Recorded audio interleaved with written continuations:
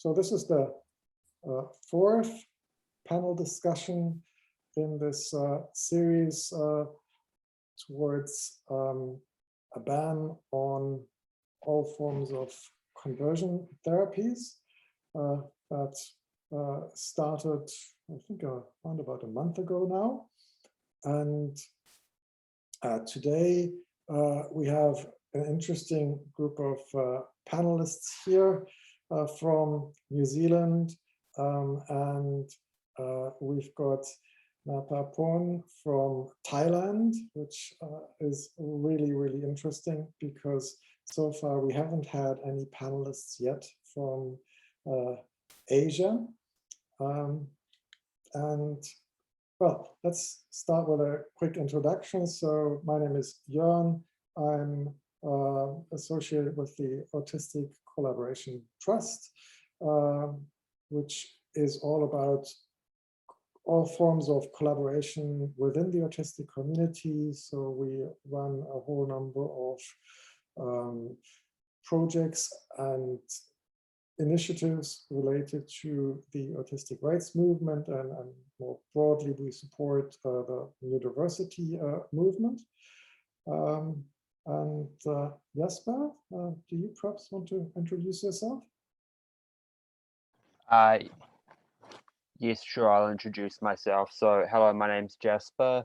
I'm a third-year student at the University of Auckland, so I'm a little bit less involved, or at least haven't been as involved as some of you guys here. Right now, what I'm doing is running the UOA Neurodiversity Club, which is the first neurodiversity club that's been set up at any university in New Zealand. And recently I've become quite passionate about banning ABA therapy. It's an issue that, you know, affects a lot of people all around the world and a lot of people in the autism and neurodiverse community. And, you know, so just creating some awareness around it and being able to shed light on that issue is pretty vital. That's all. Mm-hmm. Thank you. Naphaphol, do you want to introduce yourself?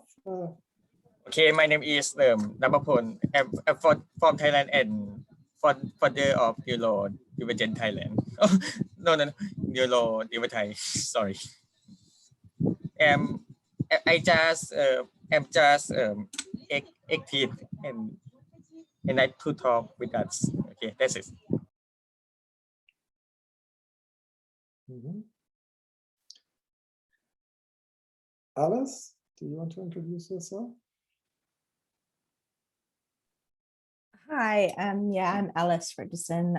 I'm based in New Zealand, and I am autistic, but I was only diagnosed earlier this year. I've suspected for a very long time, but really just towards the end of last year, kind of set in motion getting a diagnosis. And yeah, I guess that the reason I'm like interested in all this or found out about it even was that I kind of like was looking into what's available in terms of help for autistic people in New Zealand. And also I have a child, and so that obviously raises some questions around whether that would be something that's going to affect him in future. So in my search for finding out what is available, I found out that there is very little available that would be helpful for people, and most of what's available is damaging, and it's based in ABA. So I was basically talking about that on Twitter quite a bit, and that's how Jorn found me, and then yeah, got involved in these panels. So that's why I'm here. Mm-hmm. Well, thank you. So that's a round of introductions, and well, perhaps we can dive straight into some of the questions that we have.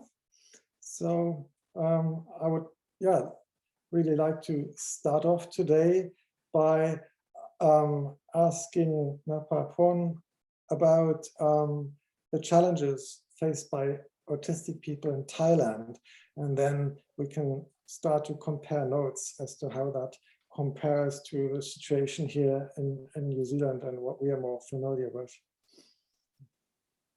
Okay, yes, the answer of this your question is about problem of autistic people in Thailand.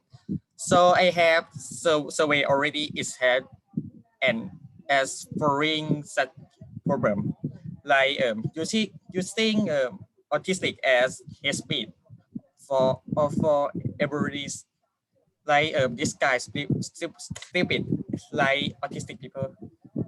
But this one is so bad because it's happened with Thai politician in last January. Okay, and next problem is Thai people still see the most Thai people still see us as illness and must be killed, and no one know that side of persistence irreplaceable functioning level person first language or so ABA or no meaning neurodivergent and neurodiversity. But very big problem in my country is away bully in school. I think I have passed because I was bullied by my classmate. Okay,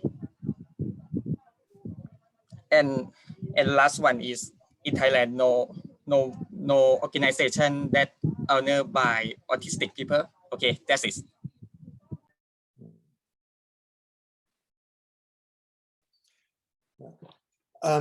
Can you so just to give us an idea, how common is ABA in Thailand? Is this something that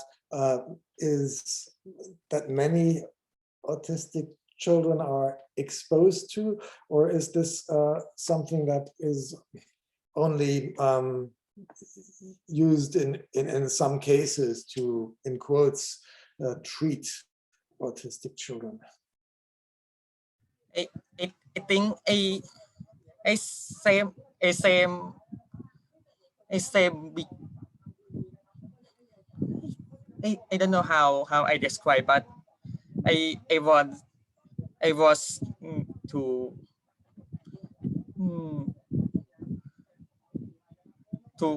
make eye contact by my parents when I was young, but I think it's paid for my mind. Yeah, but I haven't seen with him from ABA, but and I want to see with him from that. That's it. Mm-hmm.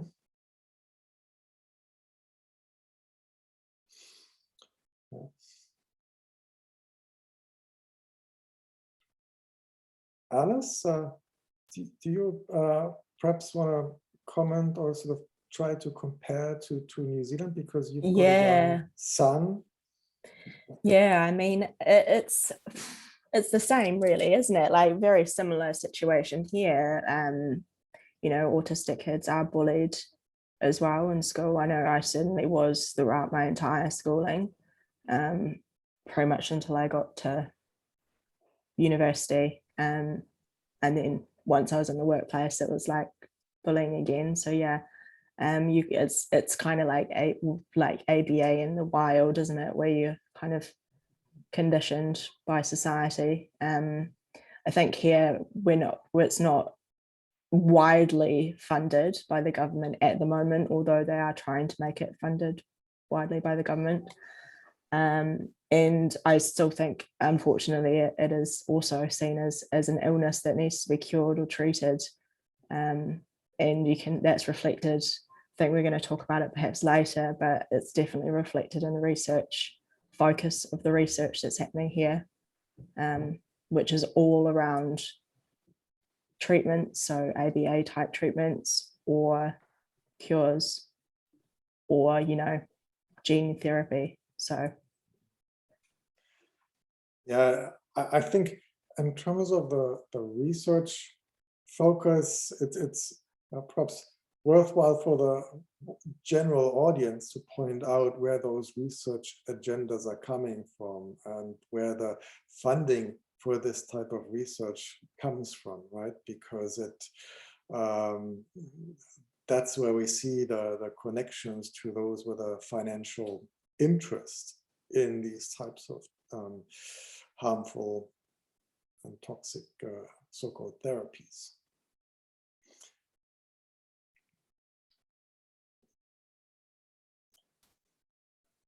Alice, did you want to comment? Because I know that you've investigated this here in New Zealand.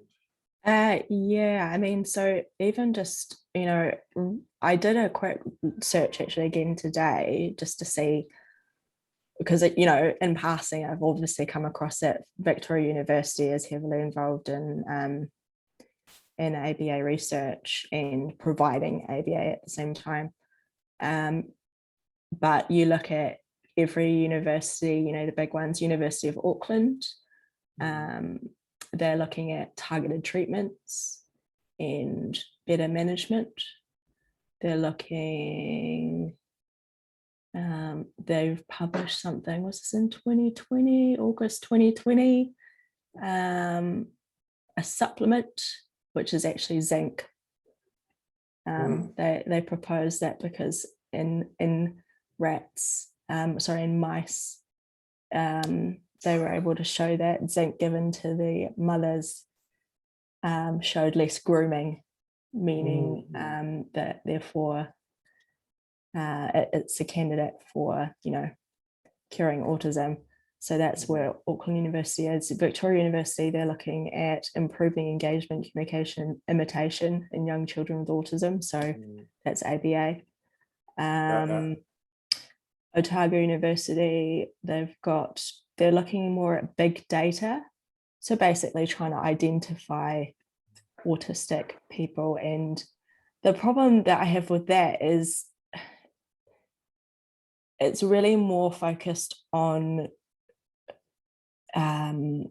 so basically it's trying to point to autism itself as being the causes of our problems.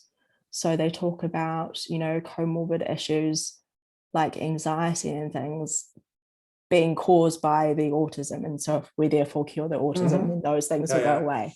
Not the case, as we know as autistic people, the reason that we're anxious and, you know, struggle is because we're so othered. So yeah, that's what's happening there. And then Canterbury University, we've got some solving severe sleep problems is their latest thing in children with autism spectrum disorder with ABA, of course. So yeah. Yeah, this, I mean, just illustrates the whole pathologizing framing that dominates these agendas. So none of these agendas is in any form compatible with the neurodiversity paradigm and with the neurological diversity of human people. And yeah, I think it's worth noting as well that they refer to ADHD as a behaviour problem. So that's not, you know, that's not what it is. It's not the way that people with ADHD would see it, and it's not a way to help people. So yeah, the whole structure of research and focus in New Zealand is very much that we need to get rid of it and change it, and you know. Yep, and I guess we've discussed at length, in particular, I think in the second panel discussion that we had in the series, the alternative ways of raising healthy and thriving autistic children. And again, I think the challenge that we face is the vast majority of people, of course, is not autistic, and therefore they can easily be led to believe that some other group of people that on the surface doesn't seem to behave in, well, the culturally well-adjusted ways is somehow not normal or undesirable, and then very quickly we get to the stage of pathologization. But it's important to note that the research going on here in New Zealand, I mean, this is based on outdated behaviorists models of what humans are, and these behaviorist approaches, they no longer reflect actually our scientific understanding of what human diversity is about. So in other places, in other universities all over the world, there's increasing research that demonstrates that well, neurodiversity is simply the diversity of humans. And so the social model of disability is something that I think needs to become much more part, well, of our education system. So teachers need to be aware of this, parents need to be aware of this, that it's, when people are disabled, it's usually the environment that is disabling people who, for one reason or another, don't conform to all the social expectation of their surrounding culture. And what I also always like to point out is that the pathologizing, the particular pathologizing sort of paradigm that dominates, that has led to, well, diagnoses, pathologizing diagnoses such as autism or ADHD and so forth. This is very much a product of the Western industrialized worldview.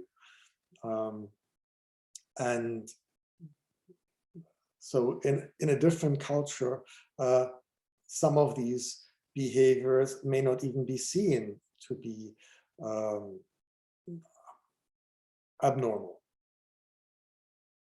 But as we are hearing, I mean, that doesn't mean that autistic people aren't marginalized in other cultures. So just coming back to the situation there in Thailand.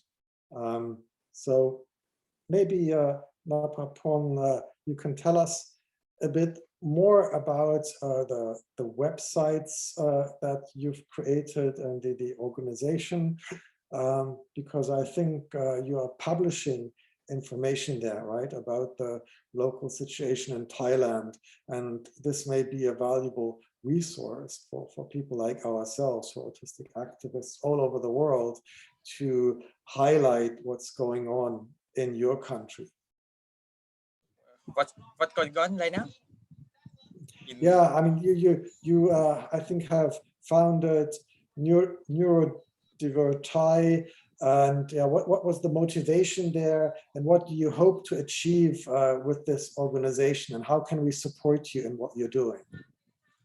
Okay, first one is no one talking about meaning of neurodiversity and tools about autistic from autistic people.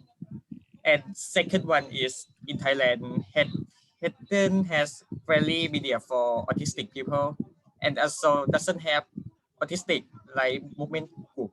Okay. And the last one is no one talking about that side of ABA in Thailand. Okay. This is my motivation for funding my website. Okay. Mm-hmm. That's it. Yeah. And so have you already established contacts to local journalists, or what's the situation like in terms of building up local allies? Do you have hopes of finding allies locally?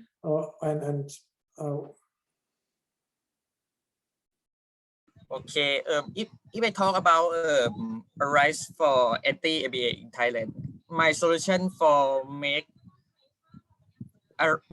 my arrange for anti-ABA in Thailand, I have my solution is make rise with LGBT community in Thailand and invite autistic people inside LGBT movement to join our movement. But anyway, in future, I have a plan for make my autistic organization for let government ban ABA therapy and anti-autistic discrimination law. Okay, that's it for me.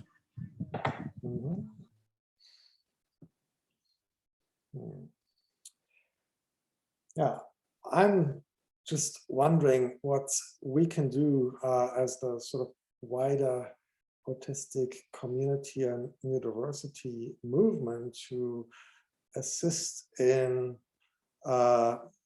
providing educational material maybe, or visibility, further visibility in countries that are not yet familiar with the neurodiversity paradigm.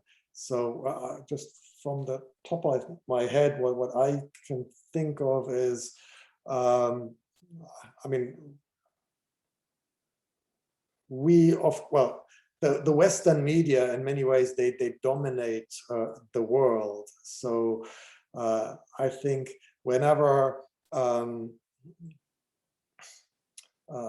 neurodiversity, the topic of neurodiversity comes up in the big Western media outlets, and whenever we have a chance to contribute there, I think it may be worthwhile pointing out our knowledge about similar problems in non-Western countries. Just to point out that these problems exist there in the same way, and possibly even in a more severe way, so that people who are watching some of these reports or media reports across the globe, that their level of attention is alerted to the fact that, well, this is not just a Western problem, and that actually the rest of the world is well, the autistic community is sort of watching over what's going on, no matter where these things are happening.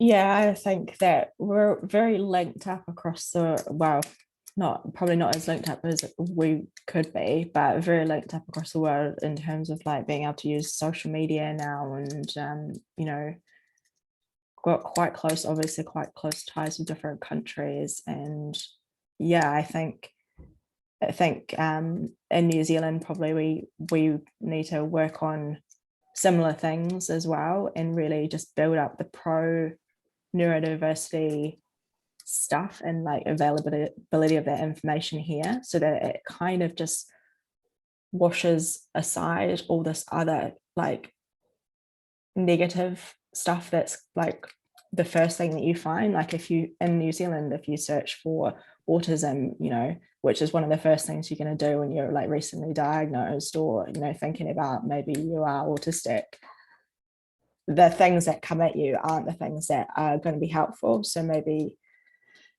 you know, we do that here, and then it's happening in different parts of the world, and then we can, you know, refer people different ways. Like I know that it took me, for example, quite a while to find out about have you heard of Reframing Autism in Australia?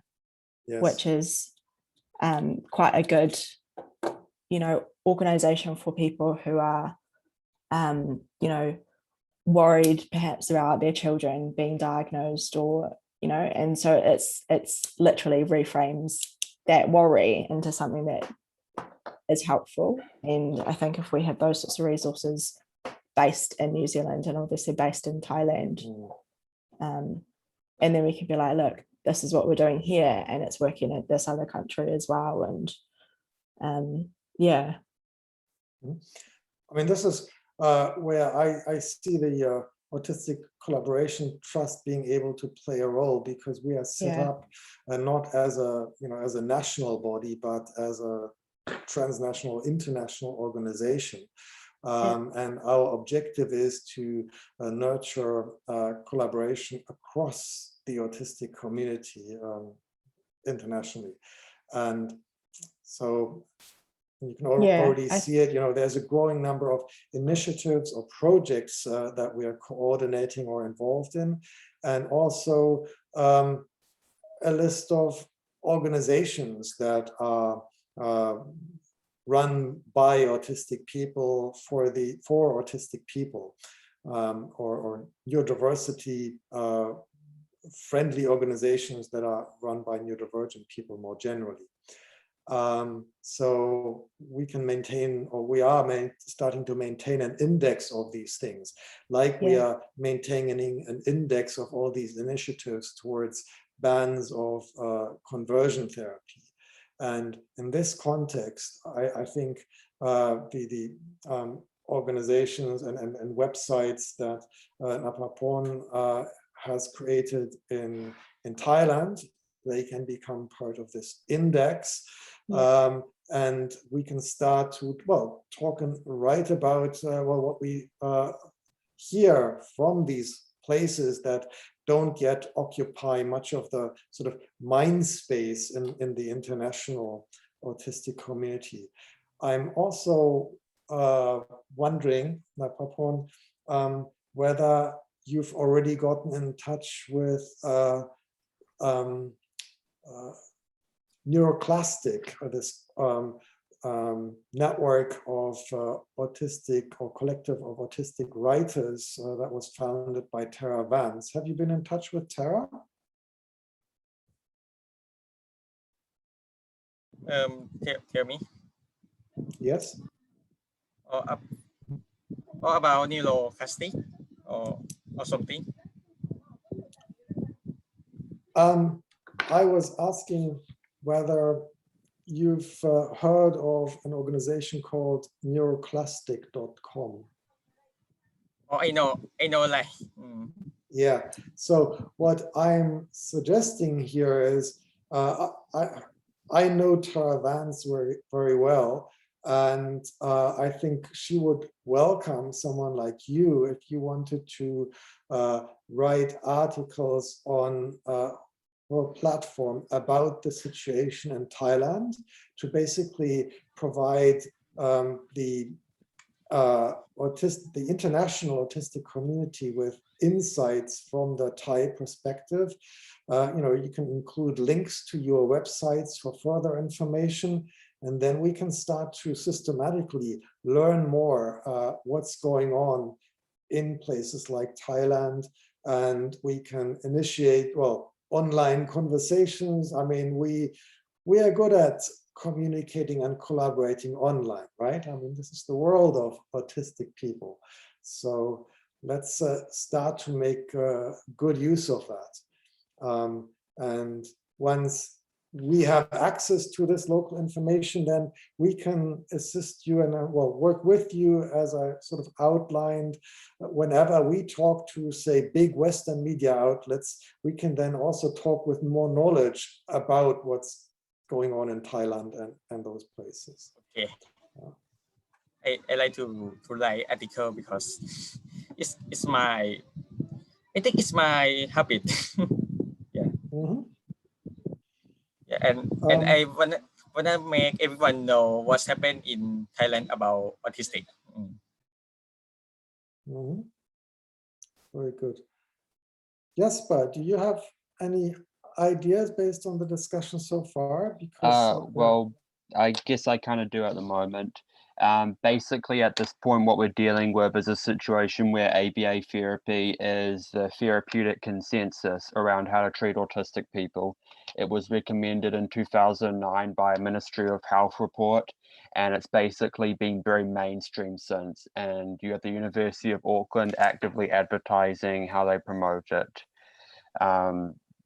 So yeah, I think that was alluded to before. I've tried going to them and I've complained through AUSA advocacy, and I'm probably going to have a meeting with the people that are responsible for conducting that ABA training program at the University of Auckland. What I'm basically thinking is going to happen is they're almost certainly going to refuse my complaint and my idea that ABA therapy should be banned, because they already torture rats, so they're not going to stop anytime soon with the horrific other stuff that they're doing. But basically, it's the first step towards putting things on the public consciousness. Yeah, that's just one small thing. So I'm thinking that this is something that was going to take years and years and years to accomplish, because we're just dismantling an entire consensus that has been around not only in how to treat autistic people, but has been around in psychology for a long ass time. So that's something that's basically going to take ages, and it's not going to be an easy thing. But I would say in general, approaching people in disability organizations is a good way to do it. Honestly, if you go to disability organizations and they're actually made up with people from those communities, as well as LGBT groups, that can be a pretty effective mode of communication in order to get these issues across. If you go to mainstream autistic advocacy organizations like Autism New Zealand, so to speak, they'll usually give you some pretty wishy-washy answer and won't really offer much help or offer any kinds of solutions whatsoever. That's the kind of stuff that they've been dealing with. They have a lot of parents that actively support them. They don't want to upset the balance or anything. They don't want to appear to say anything too out of line. So I'd say that's the best kind of thing we can go for. And hopefully year after year, as this kind of issue gets exposed more and more, then there's going to be perhaps, a growing idea that ABA therapy is going to be banned, but it's not going to be easy. And something I've basically learned is that it's very hard to mobilize neurodiverse people in general.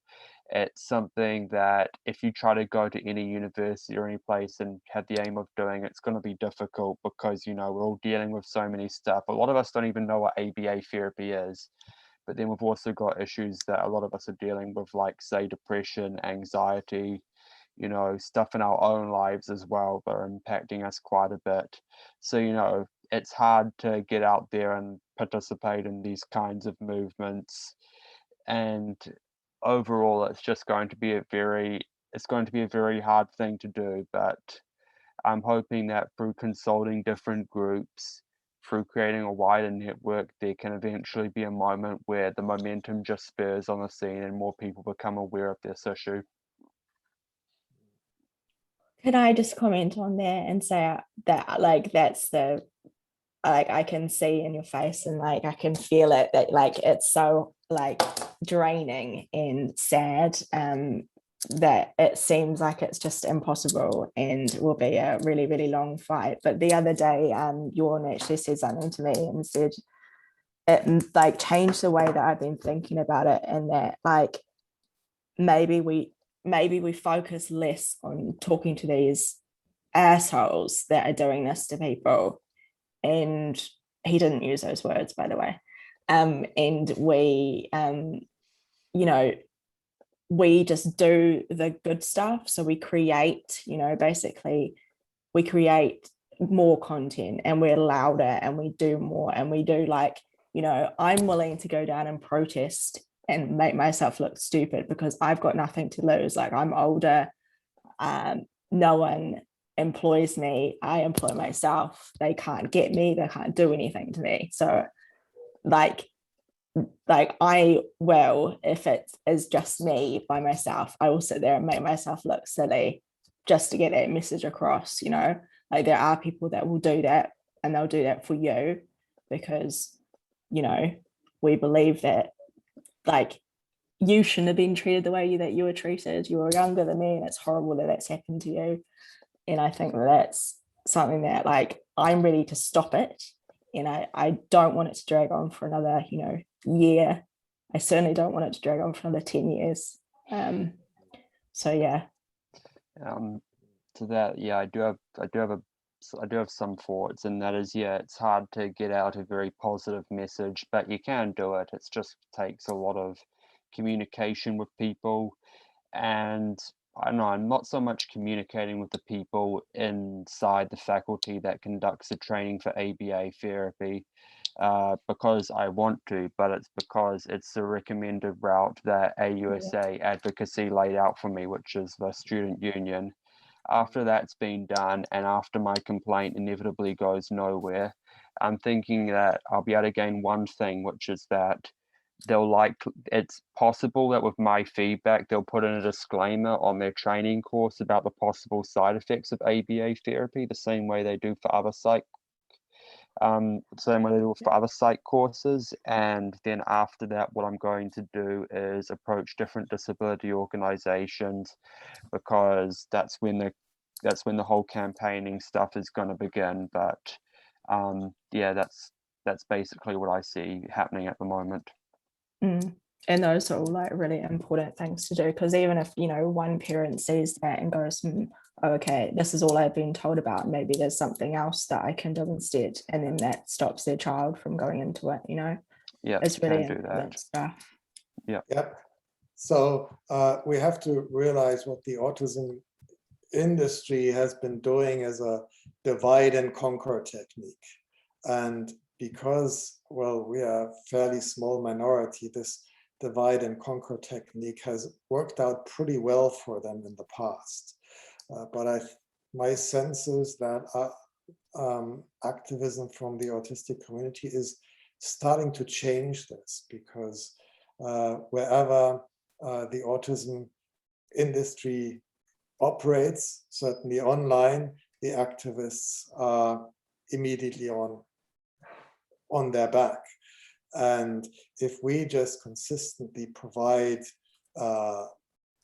access to high quality educational material from the autistic community, which I think exists in fantastic quality these days, right? So that shouldn't be, well, we need to promote that more, talk more about it, all the good stuff that already exists, that the autistic community has pulled together over decades, and all this wisdom that exists out there. Alongside, by the way, the new research that is coming out, that is increasingly being done by autistic and otherwise neurodivergent researchers, which well, completely blows out of the water the behaviorist pseudoscience that underpins ABA. So I think this needs to be just restated.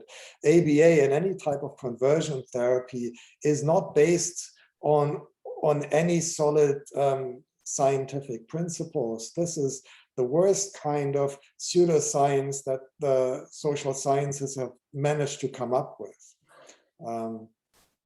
And the very fact that this stuff is still being taught, and there is still related research going on in New Zealand universities, well, that just shows, that tells us something about the commercialization of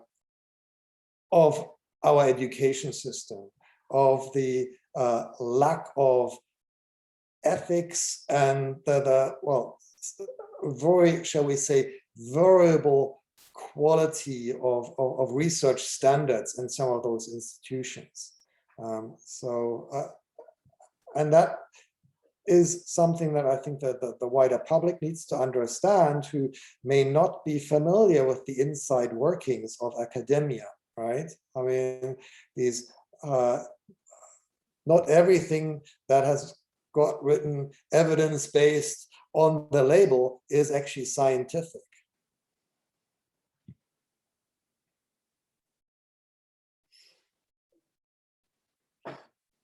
Yeah, I mean, on that vein, like one of the justifications that they always bring up for early start Denver model, which is the one that I go on a lot about because it's the one that is currently like the main one in New Zealand or the most talked about, although they're now calling it modified early start Denver model to confuse people even more.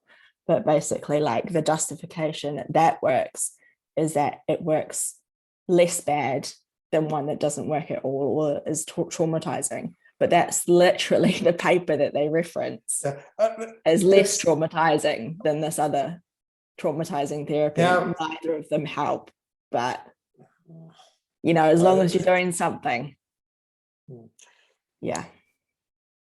Well, I refer again back to the material that we've pulled together in the second panel discussion about all the alternative approaches to raising healthy, thriving children. And by the way, not only healthy, thriving autistic children, but just any children, by taking a low arousal approach, by personalizing education around the intrinsic motivations of children. This is so important, and it just needs to be repeated again and again, because we all know how to raise healthy children. So there's no reason whatsoever to continue with ABA. Yeah, I think on that point as well, there's definitely some amazing skills that are around, and I think that they are helpful for all children, and they're aimed at all children as well. Like I'm pretty sure there's a Waldorf school that's local to me, you know, and it's just a different kind of learning than is like the kind of classical way of learning that is accepted everywhere. But you know, all children have problems with conforming in that way. It's not just autistic children. So why not just make it nicer for all children and autistic children at the same time? Yep.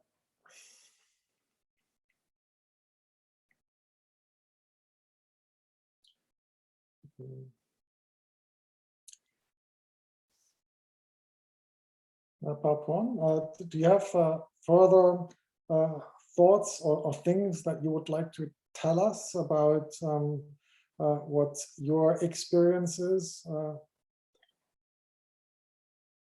My experience. Mm-hmm. Yeah. If my experience, I don't know what we are entail.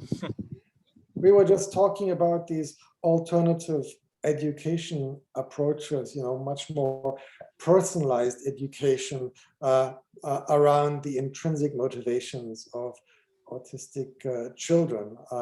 So is this something that you are that is happening in Thailand at all, or if so, or if not, do you see an avenue as to how that could be introduced? Like situation in school that refer to autistic people in Thailand. Okay. I think I have best experience in my school when I was 6 to 15, because I was worried because someone see me is stranger, but someone worry me by using a discrimination word, but I want to tell because it's very sensitive. Yeah, this is my best experience in school for me, but I think school must be more friendly to us. Okay, this is my idea for your question. Okay, that's it. Mm-hmm.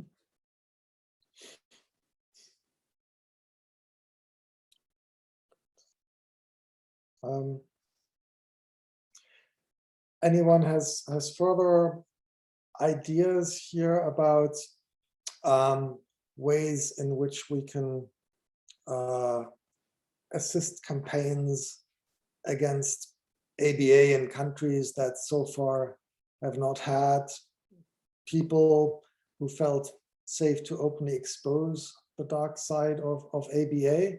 So I think the situation as we see it in Thailand probably exists in a similar way in other countries. So I've had conversations, I think, with people in Singapore, and what I heard was that these societies are very conformist, and autistic people there seem to feel even less safe than people in our societies to openly identify as autistic. So I guess I'm just trying to broaden the question here, opening it up systematically. What else can we do to bring our campaigns against ABA into countries that currently, well, may not have anyone who is speaking out, like Naphaphol now in Thailand? I think I have a plan to to managing. I think to make. I can't tell what it tells us because. Okay. Okay.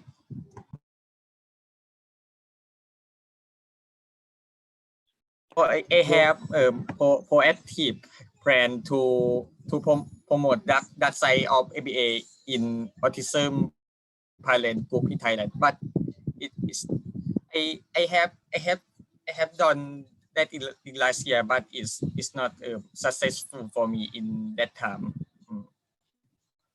So why this is my lesson to make my content to my website. Okay, thank you for you.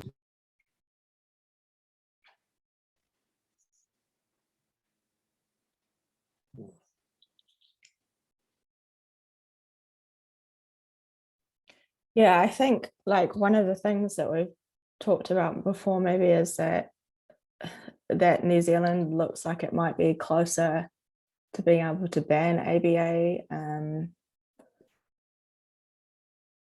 Like, I'm not sure. I don't know. I would hope so. I think the other possible country would be the UK.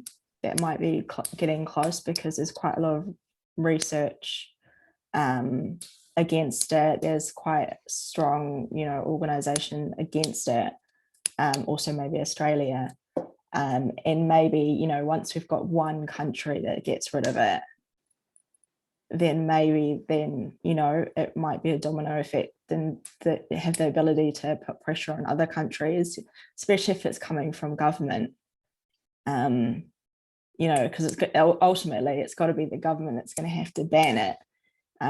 So, they've obviously got much more powerful links to different countries than we do. And if they're saying, it's a human rights issue. Yes. Then that may be the fastest way. Mm-hmm. So that's a good reminder. And I don't know whether, did you watch the recording that Tanya provided? Yeah, I did watch. Panel? I watched the first half of it, and it's very interesting. Definitely worth watching. Mm-hmm.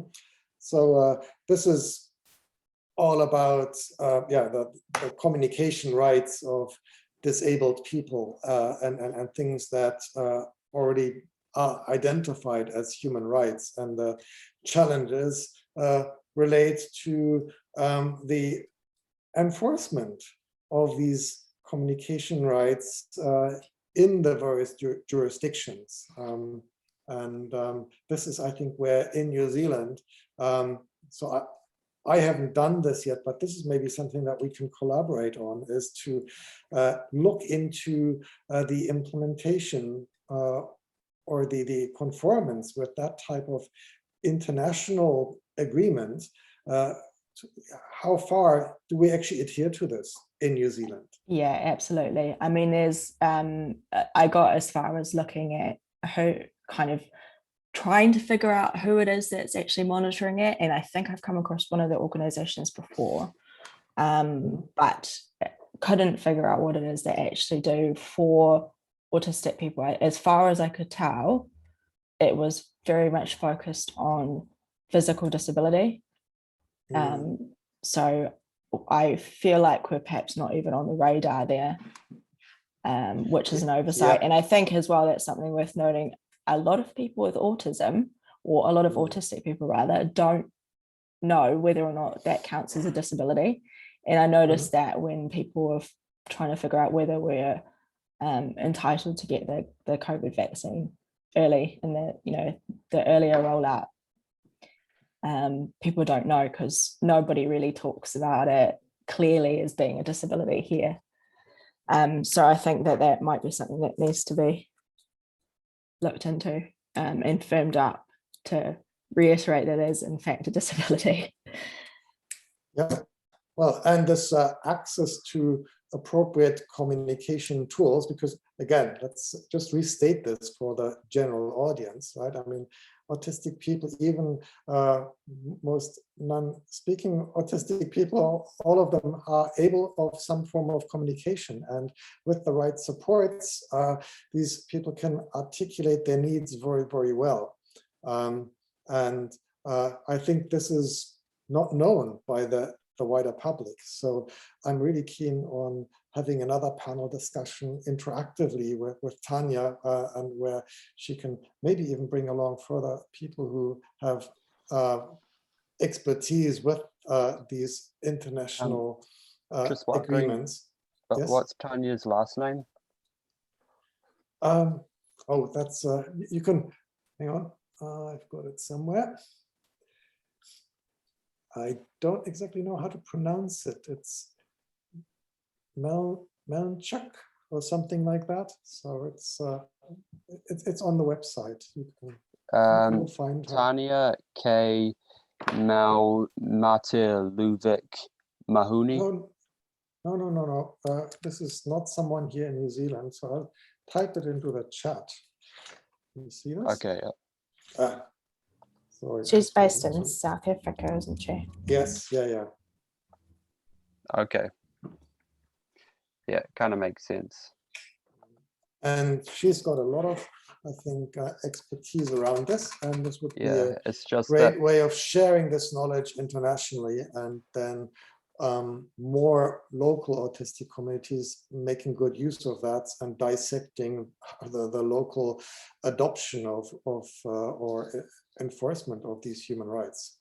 Yeah, there's another person called Tanya who I also know, who helps run a Labour LSE, and who's quite passionate about autism issues, who also might be good to contact.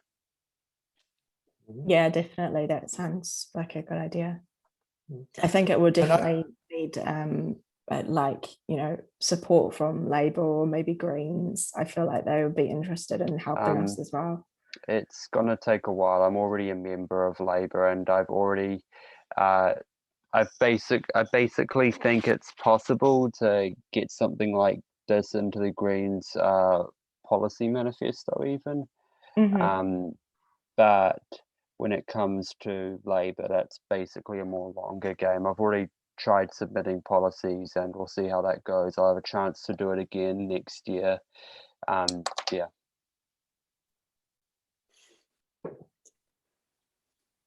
Cool. I mean, the human rights issue or topic is, I think, also an excellent angle to clamp down on some of these research agendas and to come up with very, very different research agendas. Yeah. I feel like maybe it would be worth, so I know that a lot of these people to get, through to the Ministry of Education is one of the targets of these organizations, when they're going for funding for these ABA, rollouts, maybe it's worth, writing something, creating some sort of report, or, a series of guidelines that would actually be useful and helpful, and they're from the perspective and backed up by autistic people. So at the moment, they're obviously all led by non-autistic people, these guidelines that have been written and decided for us and for our children and future generations. So yeah, maybe we write our own. Yeah, well, I think the research agenda in this case really needs to be driven by the autistic community. So the ethical standards are currently at at ground zero, right? So research related to autistic people needs to be approved by autistic people. I mean, otherwise the whole premise doesn't really work.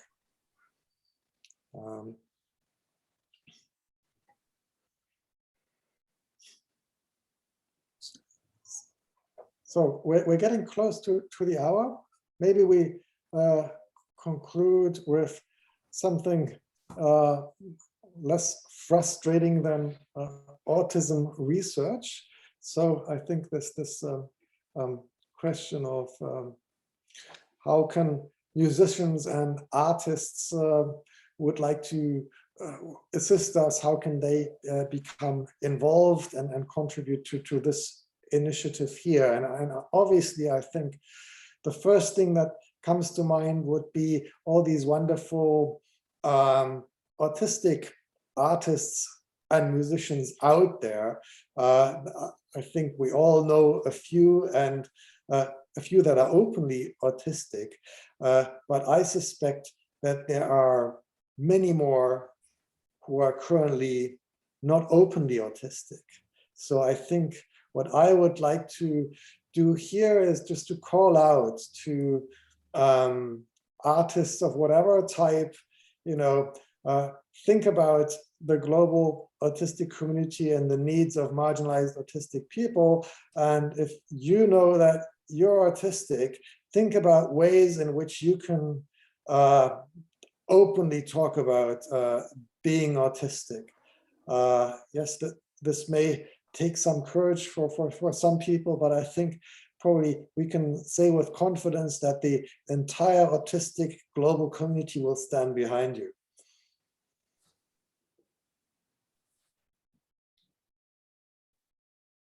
Yeah, I think that's the thing. We're like, people make us or try and make us feel ashamed of being autistic, and there's nothing to be ashamed about. And it's good and it's cool. And I hear that the young people these days think it's quite cool to be autistic. So there you go. But I understand, like, there is a lot of stigma around as well, unfortunately. But that is what drives these industries. So that's why I feel like it's important for me to tell people that I'm autistic, because I don't want them to think that I'm ashamed. I'm not. Yeah. Well, the thing is, people, I think, or society needs to realize that autistic people often have life paths that differ significantly from the norm, and that's actually perfectly okay. And artists are typically, well, even say typically, are really good examples of some of these non-typical life paths, right? So if I think the general public appreciates musicians and artists, well, then they should also appreciate autistic people, and no matter what their intrinsic motivations are, because they just need to be given the opportunity to pursue their interests, and you'd never know what they'll come up with. Yeah, I think that's something that a lot of people don't know. It's a real myth about autistic people that we're not creative, and actually the real truth of autistic people is that extremely creative. Like, there's all sorts of things that you know, you look at the different careers that all these different people do and all the different interests they have and all the different things they create or draw, like the music and everything. It's all where a lot of the interesting stuff comes from. So yeah. And I think we were saying before, like, we're not scary people. So feel free to, like, if you want to promote and help autistic people, then feel free to talk to them or like message them on Twitter or send them an email or something. Yeah. Jasper, do you have thoughts on this topic? Around contacting autistic artists or people that might be on the autism spectrum?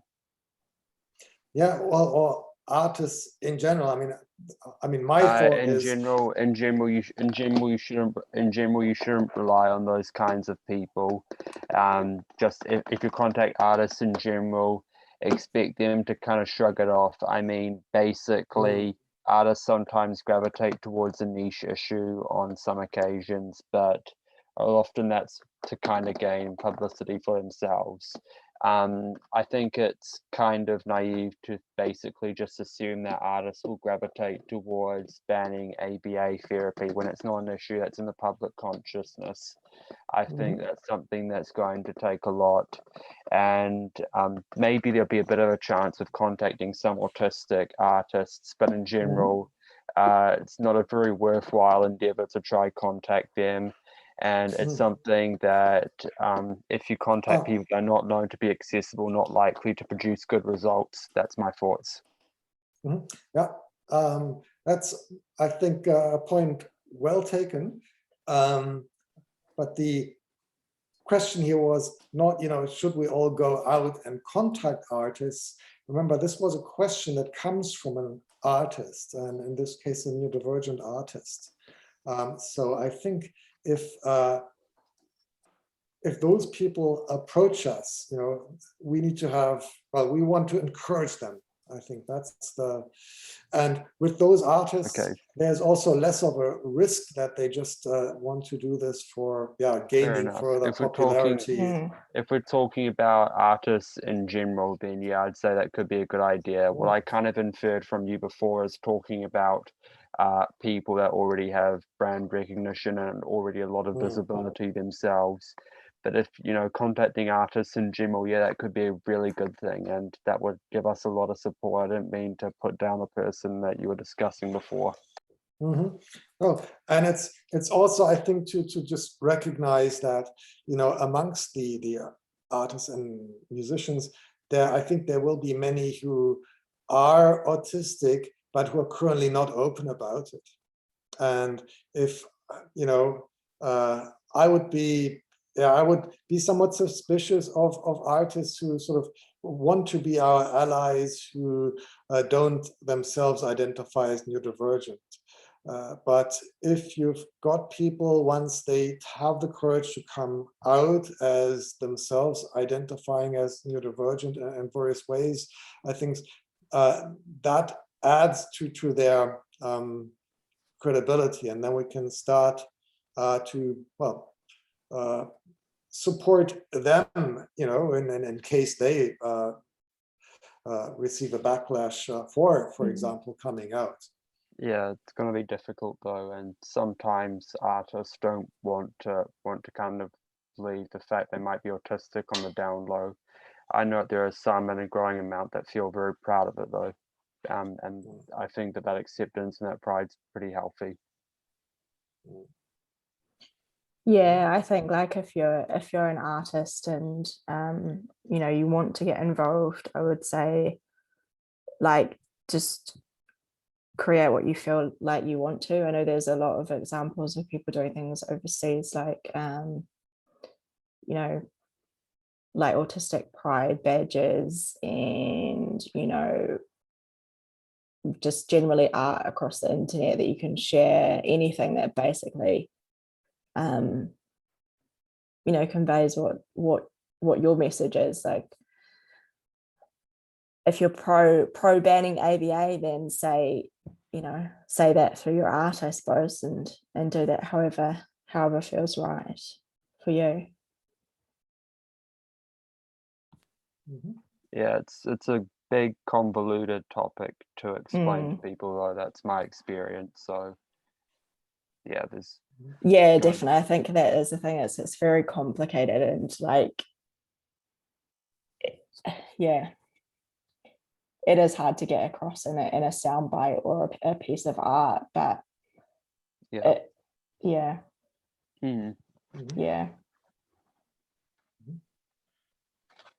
Okay. So I think we're past the hour, and we've covered new ground here, really. So perhaps we can close off with a round of concluding remarks or comments or requests. Maybe Naphaphol, do you want to start? What is the key message that you want to leave our viewers with? I have no idea right now. Good. Yeah. Well, you've stated, I think, very clearly what your goals are. So we'll reiterate that on the webpage that we'll publish with the recording. And of course, it's all about increasing the level of awareness in places like Thailand about the dark side of ABA, the fact that these practices actually cause severe harm to autistic people. And I think we, as within the international autistic community, it must be one of our responsibilities to assist those that are in places where there is less autistic community, because we all know how it feels to be isolated as an autistic. Or if my goal, I want to get 10, not 10,000, is 1,000 like on Facebook, because I can make content that make people interest at us, like making infographic video or podcast in Thai language. Yeah, because so I'll come like you on Facebook, like your page. Yep, I will too. Jasper? That's it for me. Do I have anything to say? No, it was good talking with you, Alice, and sorry, how do I pronounce your name? Your name? Naphaphol? Okay, yep. It was nice talking to you as well. Yeah. Both of you have some pretty good and pretty valuable perspectives, and I'm glad I got the chance to hear them tonight. Alice? Yeah, I just want to say likewise, and yeah, I certainly I'm feeling it's a hard road ahead, but I think like it's time to focus on these like positive parts that we can do and act on and create. So that's what we do, is we work hard and we like make stuff. So yeah, that's what I'm gonna put my energy into,